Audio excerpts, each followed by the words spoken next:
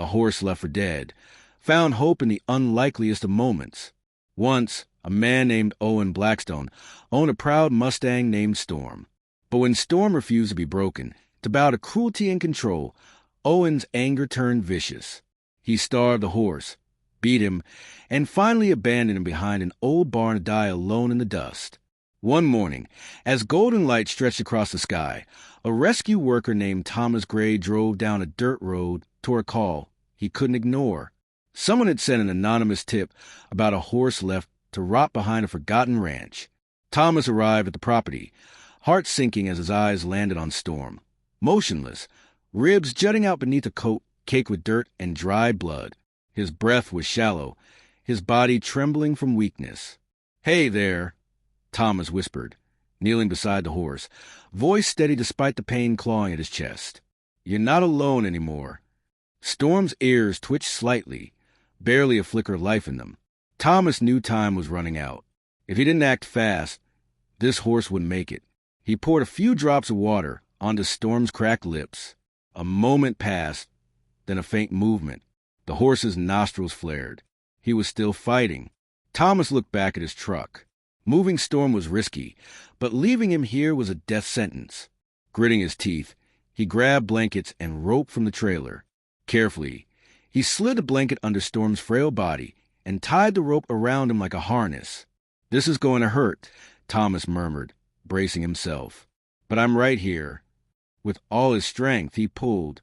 Storm groaned softly, legs kicking weakly against the dirt. Again and again, each pull brought them closer.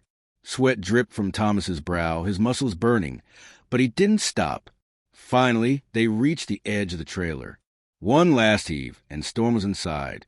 Thomas collapsed beside him, chest heaving, hand resting gently on Storm's neck. "You did it," he whispered. "You're safe now." The drive to Dr. Evelyn Hart's rescue ranch was tense. Storm's breathing came in uneven bursts, his body barely holding on. Evelyn met Thomas the moment he arrived. Her sharp eyes scanned the horse, her jaw tightening. "Damn it," she exhaled. "Let's get him inside." They lifted Storm slowly, securing ropes beneath his weakened frame. With careful coordination, they got him standing, swaying, trembling, but upright, for fluids were hooked up immediately. "He's critical," Evelyn said, hands moving quickly over his wounds. "But we might have a chance." Thomas nodded, never leaving Storm's side. "He's a fighter." Hours passed, then days. Slowly, Storm began to stabilize. His breathing steadied. His eyes, once dull and empty, started to follow movement again. Evelyn watched Thomas from across the stall. "You know what happens next, don't you?" Thomas didn't answer right away. He had seen so many horses come through this place. Some healed, some didn't. But something about Storm felt different. "I know," he finally said. "But first, he needs to feel safe." Over the following weeks, patience became their greatest tool. Thomas gave Storm space, let him set the pace. Some days, Storm would press himself into the farthest corner of the paddock, wary and afraid. Other days, he'd watch Thomas with quiet curiosity. Then one morning, something changed. Storm wasn't hiding anymore. Thomas walked to the fence with a bucket of water, setting it down before stepping back. Storm hesitated, then took a step forward, then another. He lowered his head and drank. Thomas smirked. Progress. Later that afternoon, Evelyn leaned on the fence beside him. "Think he'll let you touch him soon?" Thomas shrugged. "I don't rush things." She chuckled. "Yeah, I've noticed." Still, he extended his hand, palm open. No pressure. Storm's ears flicked. His muscles tensed, then, ever so slightly, he stepped forward. His nose brushed Thomas's fingers, just for a second. Then he pulled back. Thomas smiled. "That's it, boy." Days turned into weeks. Storm grew stronger. His coat regained its shine. His movements became more confident. And one evening, as the sun dipped below the horizon, Thomas stepped into the paddock. Storm watched him approach. No fear, no hesitation. Thomas reached out and gently placed his hand on Storm's neck. The horse didn't flinch. "You're safe now," Thomas murmured. No one will ever hurt you again.